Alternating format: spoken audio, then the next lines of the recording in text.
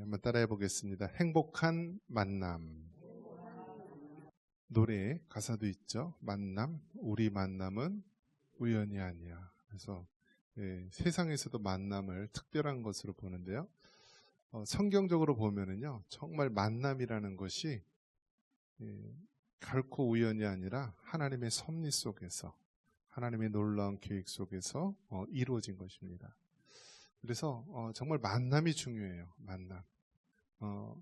어떻게 보면은 오늘 우리의 모습, 또 우리의 어떤 형편이나 모든 것들이 만남을 통하여서 이루어지게 됩니다. 만남.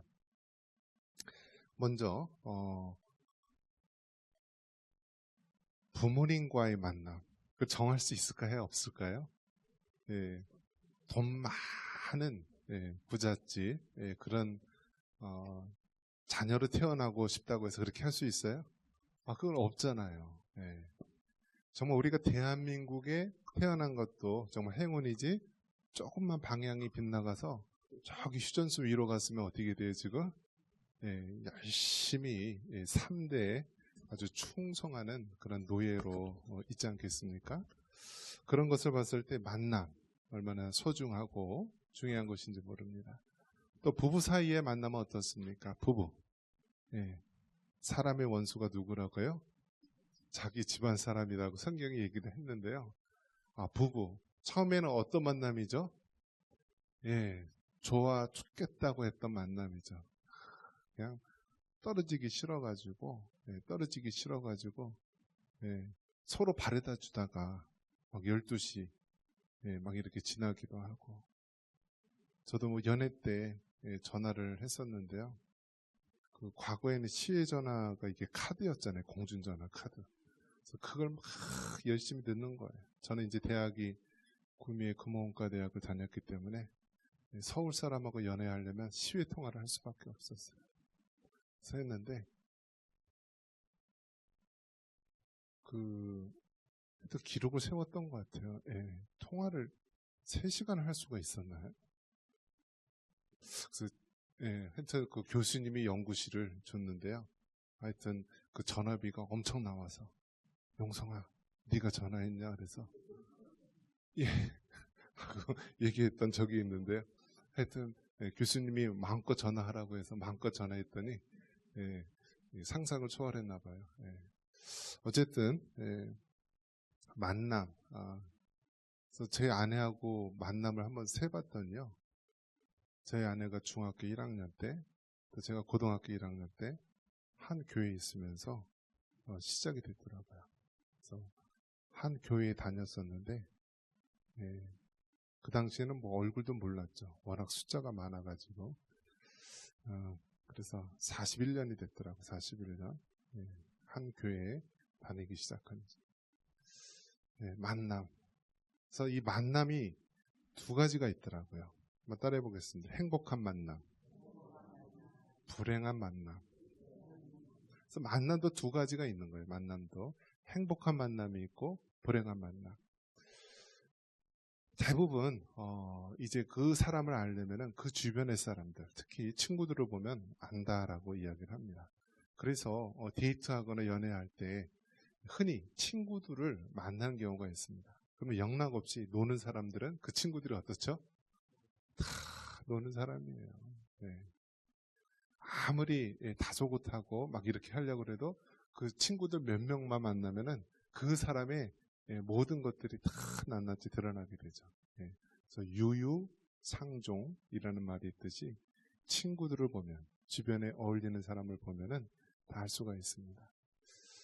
이렇게 우리가 신앙생활을 하다가도 보면은요, 전도를 누가 잘 하느냐? 갓 예수를 믿은 사람이 전도를 잘합니다. 왜 그렇죠? 예수님 안 믿는 사람들은요, 다 떠나가게 돼 있어요. 술 친구, 노는 거 좋아하는 친구, 막 세상 친구들은 신앙생활을 하면 할수록 점점 멀어지고 나중에는 정말 연락도 안 되는 그런 친구가 되게 되는데요. 예수님을 간 믿은 사람은 아직도 주변에 세상 친구들이 많이 있기 때문에 그런 사람들에게 전도할 기회가 많이 있게 되는데요. 만남이라는 것. 우리가 정말 눈여겨볼 만남입니다. 그래서 오늘은 다루게 되는 것이 행복한 만남이에요. 행복한 만남. 자, 그래서 먼저 첫 번째는 이 에녹의 이야기가 나옵니다. 우리 창세기 5장 22절 다시 한번 보도록 하겠습니다. 창세기 5장 22절 같이 한번 읽어볼게요. 무드셀라를 낳은 후 300년을 하나님과 동행하며 자녀들을 낳았으며. 오늘 여기 또 제일 먼저 등장하는 인물이 에녹입니다. 에녹. 이 땅에 태어나서 죽음을 보지 않고 하늘로 바로 다이렉트로 직행한 사람이 누구냐? 에녹입니다. 에녹. 그리고 엘리야입니다. 엘리야. 그래서 에녹은 이 땅에 죽음을 보지 않고 바로 하늘나라로 직행한 인물. 또 잘 아는 선지자 엘리야도 불병거를 타고 회리바람을 타고 또 바로 죽음을 보지 않고 하늘로 올라간 인물. 그래서 성경에 보면은 죽음을 보지 않고 하늘나라로 바로 간 대표적인 인물이 에녹하고 엘리야 두 사람을 보고 있습니다. 이 에녹은요, 무드셀라를 낳은 후, 이 무드셀라는 성경에서 가장 오랫동안 산 인물입니다. 969세. 가장 오랜 동안 산 인물이 무드셀라인데요. 에녹이 무드셀라를 낳고 300년을 하나님과 동행했다. 그래서 중요한 것은 무엇이냐면 누구와 동행했다고요? 하나님과 동행했다.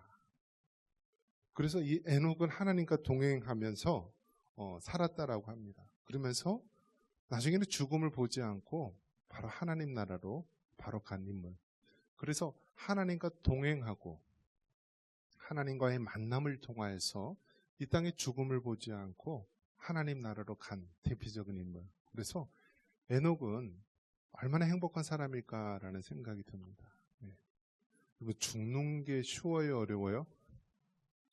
죽어봤어요?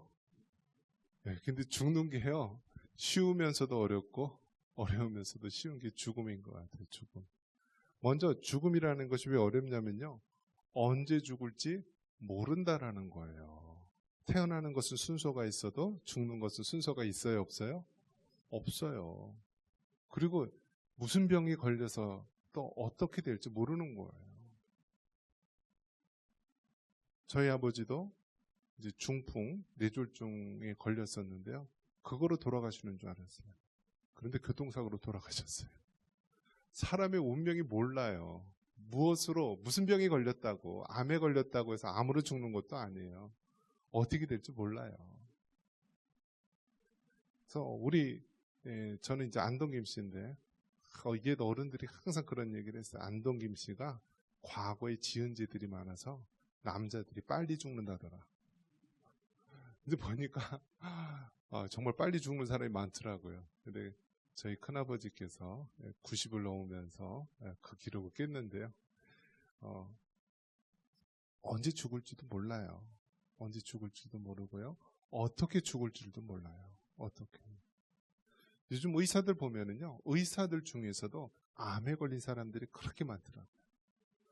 뭐 수백 명, 수천 명의 많은 암 환자를 그렇게 고치고 미리 예방해서 치료하고 큰 대단한 의사분들도요, 정작 자기 몸은 암에 걸려서 그렇게 고생하는 분들도 계시더라고요. 그러니까 이 세상 살아가는 것이요, 정말 우리가 이해하지 못할 때가 많이 있습니다. 죽음에 대한 거. 자식을 낳았으면 자식보다 부모가 먼저 가는 것이 순리대로 맞는데요, 그것조차도 마음에 안 드는 거예요. 그것조차도. 그러니까 100세 시대가 되면 불행한 게 무엇이냐면 자식을 먼저 앞세우는 경우가 너무 많더라고요. 자식이 먼저 죽고요. 그리고 막 손주들하고 같이 살아야 되고 막 그런 경우가 생기더라고요. 그래서 그 죽음에 대한 것, 언제 죽을지도 모르고 어떻게 죽을 줄도 모르고. 그런데 죽는다는 것 하나는요, 괴롭고 고통스러운 거예요. 괴롭고 고통스러운 거예요. 우리가 이 땅에 태어났을 때 어머니의 이 태중에 몇 개월 동안 했죠? 10개월 동안 했어요. 10개월 동안. 10개월 동안 있으면서 이 땅에 태어날 때는 어떻습니까? 여자가 경험할 수 있는 고통 중에 가장 큰 고통이 해산의 고통이라고 합니다. 성경에 보면은 결국 이제 하와의 모든 후손들은 이 출산하는 고통을 안게 되죠. 그래서 아이가 이 세상에 태어날 때도 정말 죽을 것 같은 그런 출산의 해산의 고통을 겪으면서 이 세상에 태어납니다. 그래서 아기가 태어날 때 웃으면서 태어나요? 울면서 태어나요?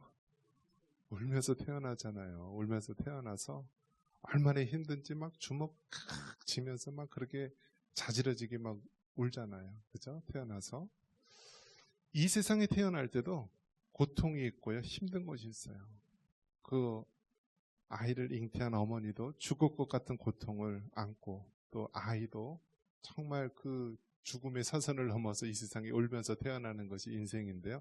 이 땅에 태어나는 것도 그렇게 괴롭고 힘듭니다. 마찬가지로 우리가 이 땅의 삶을 마치고 하나님 나라 가는 것도요. 고통이에요. 고통. 힘들고 어렵더라고요. 지금 이제 연로하신 성도님들 또 이렇게 보면은요. 그 고통이라는 것이 이루 말할 수 없어요. 사실. 죽고 싶어도 죽을 수 없고 정말 모든 것이 하나님 손아귀에 있기 때문에 힘든 거예요. 또 요즘에 어떻죠? 의술이 발달해서 이제 천국 갈 만하다. 이제 가야겠지 하면은 또 살려놓고 이번에 또 가야지 하는데 또 살려놓고 계속 살려놔요. 계속 살려놔요. 너무 의료 시스템이 좋아가지고 자, 이처럼 우리가 죽음조차도 마음대로 할 수 없는 이 세상 정말 고난이고 고통이죠. 자, 그러한 가운데서 성경에서는 에녹도 죽음을 보지 않고 천국으로 바로 갔다. 엘리야도 정말 병거를 타고 회리바람을 타고 죽음을 보지 않고 갔다라고 해서 이 두 인물은 하나님과 동행하며 정말 하나님 마음에 합한 정말 그 대표적인 그런 축복받은 사람으로 여겨지고 있는 것입니다. 그래서 에녹 하면 떠올리는 것이 하나님과의 만남, 교제를 통하여서 이 땅에 죽음을 보지 않고 바로 간 인물. 그래서 행복한 만남의 주인공입니다. 그 다음 우리가 또 떠올릴 수 있는 행복한 만남의 주인공이 누가 있느냐? 우리가 다니엘을 들 수가 있습니다. 우리 다니엘서 6장 10절 말씀 같이 한번 보겠습니다. 다니엘이 이 조서에 왕의 도장이 찍힌 것을 알고도 자기 집에 돌아가서는 윗방에 올라가 예루살렘으로 향한 창문을 열고 전에 하던 대로 하루 3번씩 무릎을 꿇고 기도하며 그의 하나님께 감사하였더라. 아멘. 두 번째 행복한 만남의 주인공은 누구냐? 다니엘입니다. 다니엘.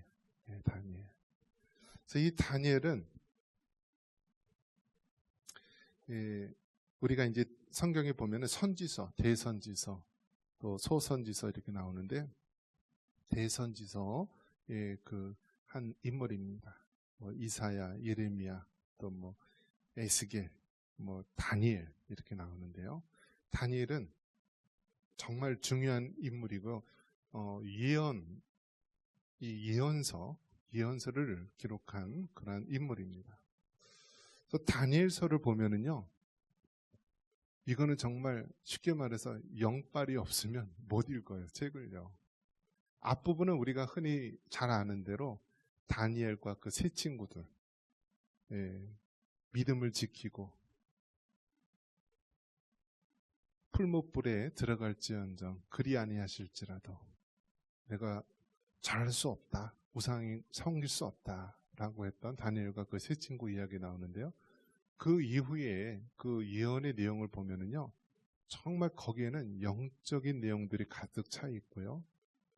성경을 연구하는 그 목사님들이나 학자들도 가장 어려워하는 부분이요, 다니엘의 예언서 부분이에요.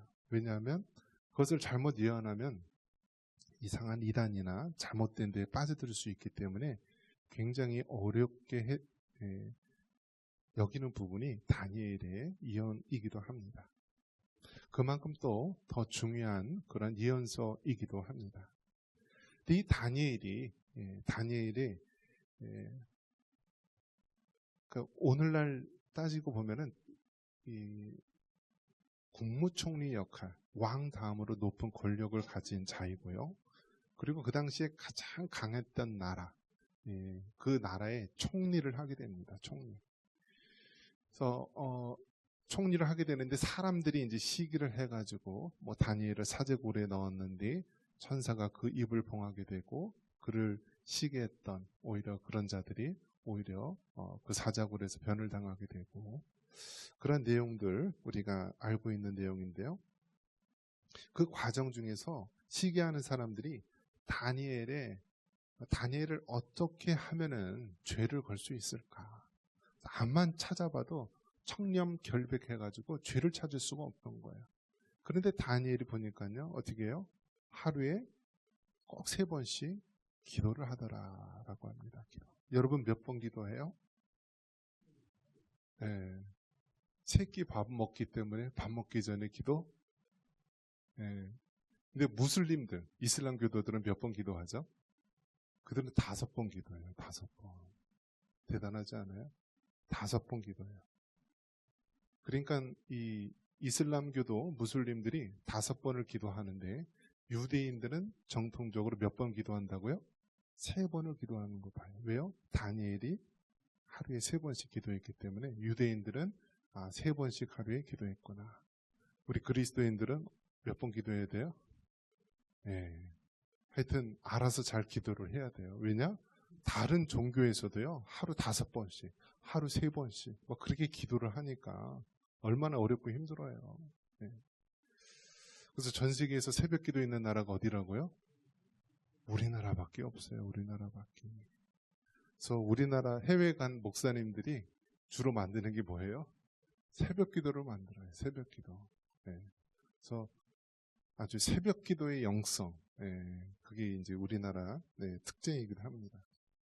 그래서 아무튼 다니엘이 하루에 몇 번 기도했다고요? 3번 기도했다. 근데 이 3번 기도한 것이 전에 하던 대로 꾸준하게 했다라는 거예요. 꾸준하게. 그러니까 여러분 한번 생각해 보십시오. 잠깐 뭐 특별한 일이 있을 때 뭐 이렇게 40일 기도, 뭐 100일 기도, 며칠 기도 하는 것은 어려움이 닥치면 기도할 수가 있죠. 그런데 꾸준하게 기도하는 것은 어려운 거예요. 꾸준하게.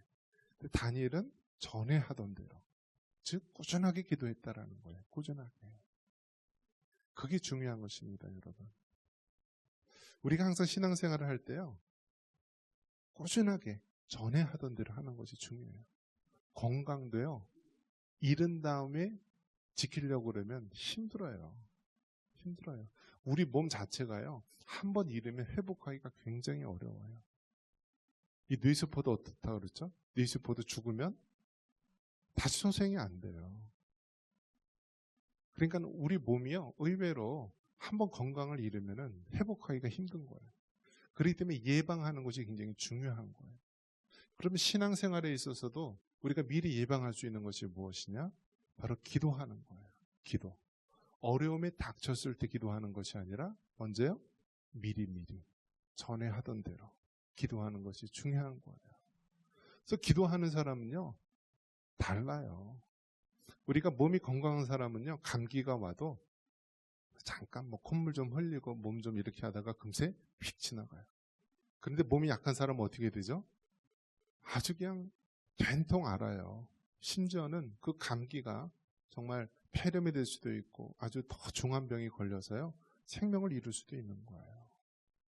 그렇기 때문에 전에 하던 대로 미리미리 기도하는 것이 중요하다. 그래서 이 다니엘은요, 전에 하던 대로 기도했는데, 다니엘은 사실 얼마나 지혜롭고 또 능력이 많은 사람입니까? 자기를 모함하고 시기하는 사람들을 알아요. 그들이 지금 창문 밖에서 자기들을 감시하고 있다는 것을 알아요.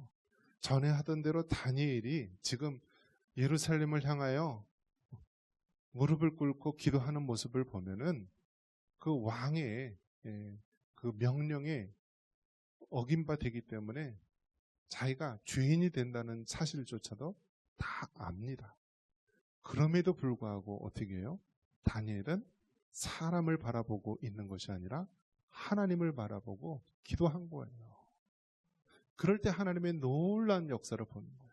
그러니까 위급한 순간, 절체절명의 순간, 그 순간에 하나님을 바라보느냐, 사람을 바라보느냐에 따라서 정말 하나님께서 어떻게 쓰시느냐가 달라지는 것입니다. 부산 세기록교회에 있는 목사님, 그 손현보 목사님, 이분이 이제 힘들게 자라온 그런 가정이더라고요. 그래서 농업고등학교를 나오고, 그러면서 이제 어렵게 공부를 해가지고, 아마 고신츠 그쪽 학교를 이제 나와서 목회자가 됐는데요. 이분이 군대에서도 특전사 아마 그쪽으로 이제 했었던 것 같아요.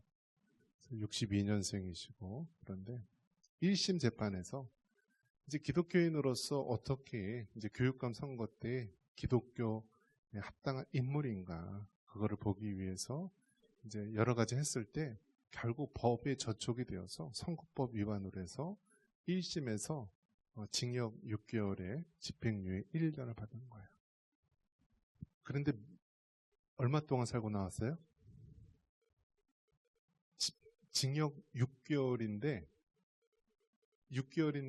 집행유예가 1년이에요. 그래서 1년 안에 죄를 범하면은 이 플러스 6개월을 한다라는 뜻이 바로 징역 6개월에 집행유예 1년인데요.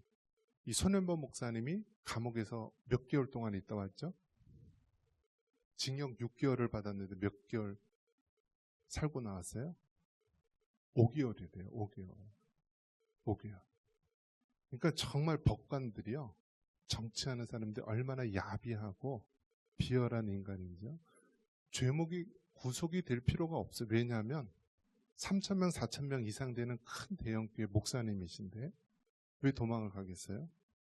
그런데 도망갈 우려가 있다라고 해서 구속을 시키고, 그리고 정말 그 죄 자체가 그렇게 징역형이 나올 죄가 아닌데도 불구하고, 그리고 얼마 동안 잡아둔 거예요?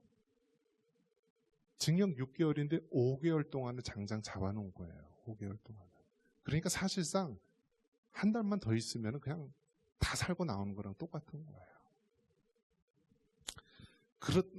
다니엘의 시대처럼요, 지금도 예수님 믿는 사람을 시기해서요, 그렇게 많이 야비한 방법으로 그렇게 압박하는 경우가 많이 있는데요.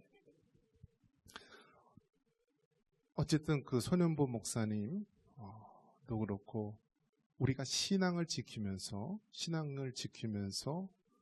박해를 받는 것에 대해서 두려워하지 않아야 됩니다. 그래서 마지막 그 결정의 순간에 사람을 보느냐 아니면 하나님을 보느냐.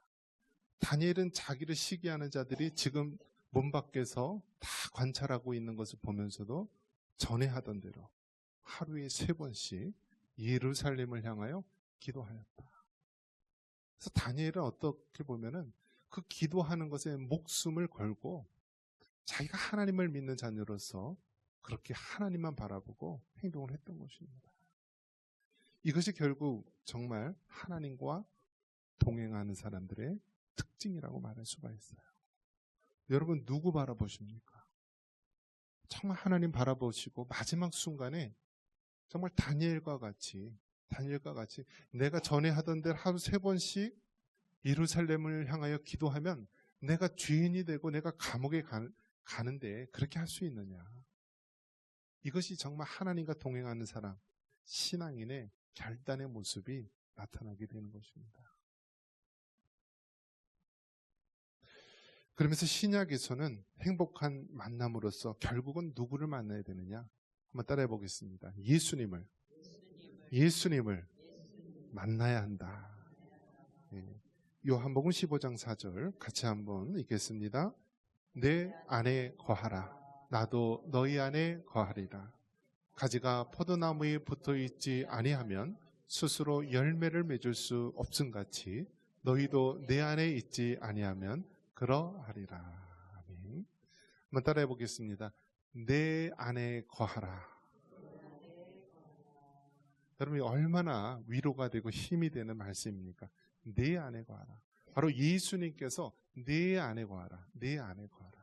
그리하면 나도 너희 안에 거한다. 여러분 이게 얼마나 신비하고 얼마나 기묘한 말씀입니까? 우리가 예수님 안에 거하고 예수님이 우리 안에 거한다는 이 사실이요. 그 형용할 수가 없고 표현할 수가 없는 거잖아요. 하늘과 땅과 온 천하 만물을 지으신 그 하나님. 우리가 그 하나님 안에 거하는 삶. 그렇게 되면 하나님께서 또 우리 안에 거하시잖아요. 성령님이 내주하시잖아요. 하늘과 땅을 지으신 그 하나님께서 우리랑 영원토록 동행하시잖아요. 이것이 여러분 얼마나 큰 신비입니까? 얼마나 놀라운 일입니까? 그 손은보 목사님이 5개월 동안 감옥에 있으면서요. 고기를 한 점도 못 먹어봤대요. 그 감옥은 감옥이에요. 여러분 고기 그렇게 먹고 싶다고 해서 주지 않아요. 한 점도 못 먹었대요. 그리고 어떤 사람이 감옥에서 목사님 병 고쳐지시기 바라고요. 거기서 운동도 열심히 하세요라고 막 이렇게 응원하는 편지를 썼는데요. 본인 이야기로는 한 걸음 두 걸음만 하면은 움직일 수 있는 공간이 없대요. 거기만. 정치범들은요 다른 사람에게 영향 끼칠까봐 이 독방에다가 두거든요. 독방이 우리가 흔히 생각하는 그러한 그냥 고급 호텔 같은 방이 아니에요. 이 한쪽에는 냄새나는 변기. 예전에 저도 7개월가량을 수감 생활을 해봤는데요. 감옥은 감옥이에요. 여름이면은 피부병 걸리고요. 겨울이면은 동상 걸리더라고요. 보니까. 자, 그곳에 서현범 목사님이 있으면서 그렇게 고생했더라고요. 그렇게 고생. 그런데 정말 운동하고 싶다고 해서 할 수도 없고요. 고기 한 점 5개월 동안 제대로 못 먹어봤대요.